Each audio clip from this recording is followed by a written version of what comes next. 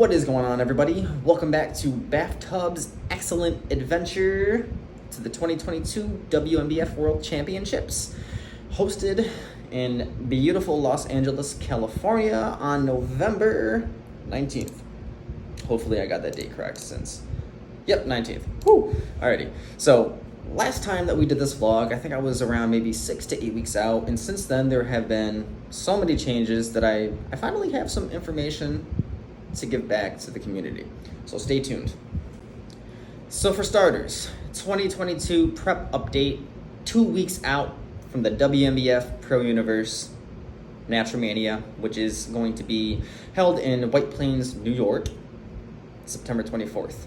I am so damn excited to finally get to check off a 10 plus bucket list goal of getting to finally compete against my first coach, Alberto Nunez. I would not be here right now speaking to you guys if it wasn't for this man playing a very, very, very integral, important father figure and role model for me when I first entered this sport back in 2009. He took a chance on a 19-year-old kid, and the bug bit me, and here I am. So finally getting to go up against him. We're not in the same weight class, obviously, but I'm so excited. I'm so excited to see him compete again as well, since it's been so many years. Anyways, I'm getting too excited. So 2022 prep update, 2 weeks out. So my prep start date, for those of you who are unaware, prep start day was April 21st. My starting weight back then was 178 pounds. Today, this morning, I weighed in at 151.6 pounds. I compete as a bantamweight. My rate of loss this entire prep has been around 1 to 1.5 pounds, dependent on pictures. Cliff and I can get aggressive, but we are very reactive, as you should be as a coach. So, general stats. My height, I'm 5'6", 5'7" on a really good day. My weight, 151.6. As I mentioned, I compete as a bantam. I push my body weight up in the off season upwards to 165 to 185 pounds. My nutrition at the moment, we recently made a modification because we are entering a digging phase for these final 2 weeks leading up to the WNBF Pro Universe to just dial in conditioning a little bit more. So nutrition is 6 low days at 47 grams of fat, 90 grams of carbs, 205 grams of protein, with 1 weekly refeed at 52 grams of fat, 280 carbs, and 190 protein. Cardio at the moment is 3 sessions, 20-minute lists. Steps are around 10K. I let them fall where they may, but I don't chase those steps. Cliff and I made the executive decision this past week to drop the hammer. Given that we are a little bit behind, not behind in the grand scheme of things, but behind in terms of conditioning with what we want to present at the WNBF Pro. I'm very, very, very flat. I'm very, very, very depleted. So let's kind of dissect a few other variables here. So my lowest weigh-in so far of this prep was this past week. It was 152.6. Given that we didn't see a rate of loss that we were after, Cliff had me check in a few days after my original check-in, so 3 to 4 days afterwards, to see if body weight would come back down. It did not, so therefore we made that executive call to drop the hammer, get a little bit more assertive. And given that this prep hasn't been too intrusive, in all honesty, we have tons of resources to still pull from. And that's something that I want athletes to know when they are in prep, that grind can only get you so far up to a certain point before you hit that proverbial wall and you just crash. So do keep resources in the toolbox that you can pull from. That being sleep, caffeine, etc., etc. I'll expand on that later on down the line. So body weight, 152.6. We're aiming for another 1 to 1.5 pounds to pull off weekly. So it does look like we're going to be a bantamweight. Similar to Brian Whitaker, stage weight doesn't really change that much as a natural bodybuilder. So as unfortunate as it may seem to not really increase in scale weight, from season to season, do realize that so long as your physical appearance is improving, chances are you're improving. Alrighty though. So training split and setup, since I don't believe I went over this in my last vlog. So my training is very basic. I program my own training. Cliff only handles the nutrition. My current setup, I actually adjusted my split this morning so it would align a little bit more with peak week. It's just a basic Frankenstein customized version for myself. Push, pull, legs, push, pull, repeat. I do not train on a Monday through Friday format. I train based on my prepared readiness. So I auto-regulate, and that's something that I highly recommend, especially for those who are in contest prep. As opposed to, having Monday, Tuesday, Wednesday, Thursday, Friday slated with sessions, sometimes recovery capabilities aren't the greatest during prep. So instead of using that old school model of toughness and grinding it out, it might be better to, maybe take an extra rest day and then attack that session a little bit more accordingly when you have more energy and effort to apply towards it.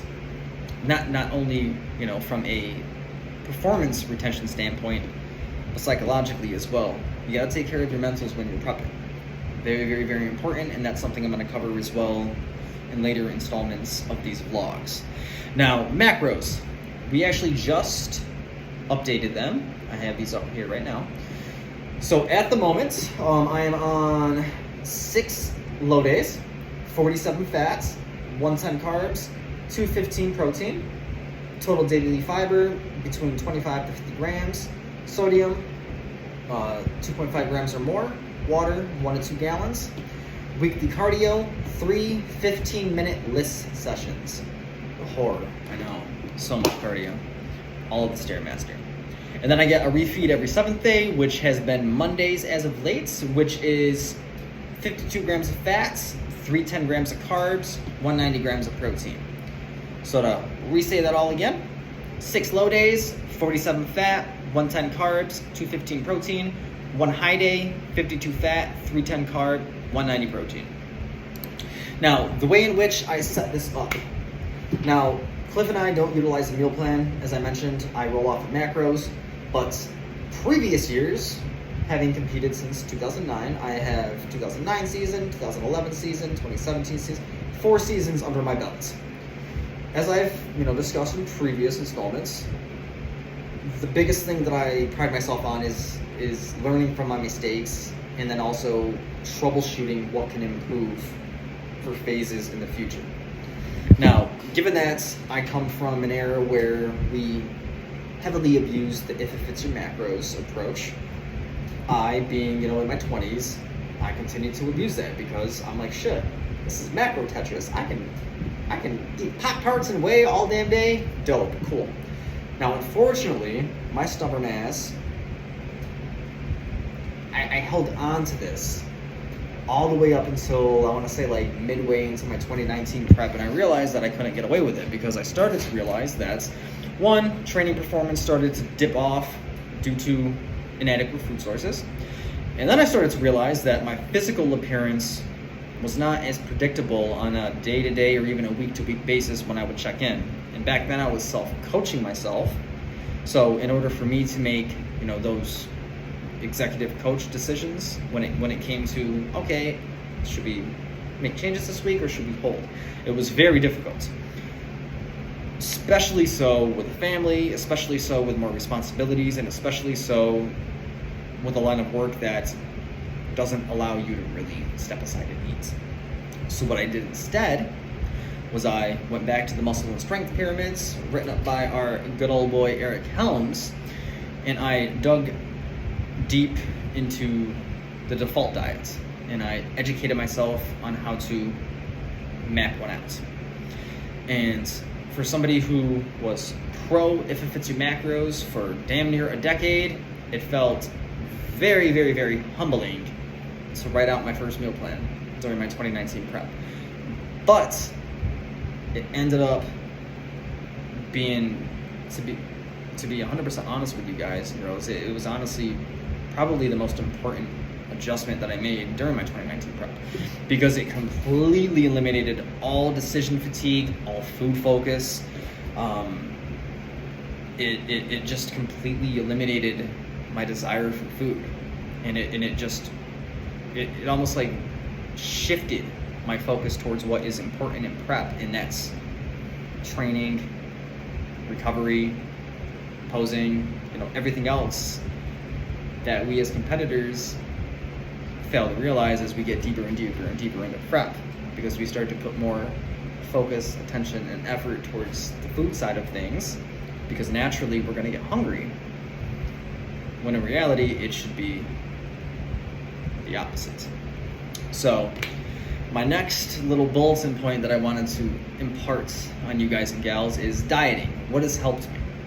Structure, meal planning, getting away from if it fits your macros, not taking years to prepare food. And don't say you haven't done this. I too have done this. I have taken 30 plus minutes to make a damn bowl of oats, when we all know it takes less than 5 minutes to prepare a bowl of oats or a bowl of rice to eat it. And then also the food reward hypothesis. So keeping food bland and staying away from hyper-palatable processed foods.